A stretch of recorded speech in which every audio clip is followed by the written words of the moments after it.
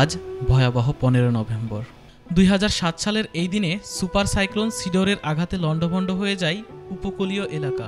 নিহত হয় অসংখ্য মানুষ, পশু পাখি, জীবজন্তু।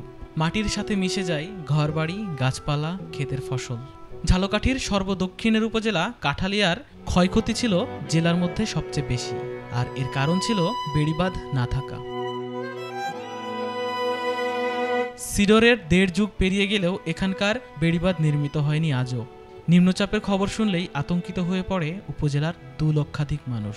স্থানীয়দের ভাষ্যমতে 2007 সালের ভয়াবহ ঘূর্ণিঝড় সিডরের ছোবলে ঝালকাঠির দক্ষিণের উপজেলা কাঠালিয়া সম্পূর্ণ বিধ্বস্ত হয়ে যায়।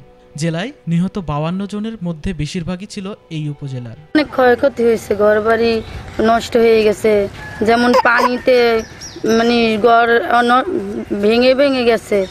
এগুলা চাই যে আমাদের বেড়িবাঁধটা ঠিক করে দিলে আমরা ভালো থাকতে পারতাম, নাইলে তো আবার এরকম বন্যা হইলে সব কিছু বাচ্চাদের নিয়ে আমরা কোথায় যাব, এরকমের সব ভাঙে চড়ে যাইতে আছে। বেড়িবাঁধটা ঠিক করে দিলে তো ভালো হইতে।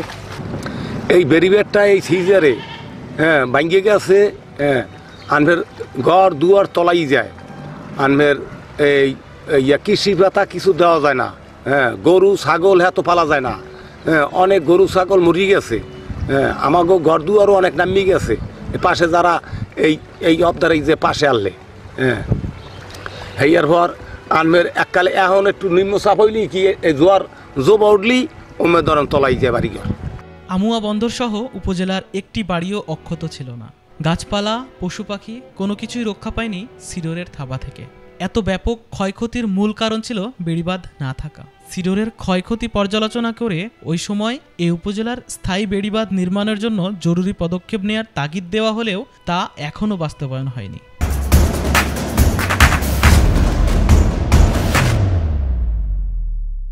স্বাভাবিক জোয়ারের পানিতেই প্লাবিত হয় উপজেলার বেশিরভাগ এলাকা।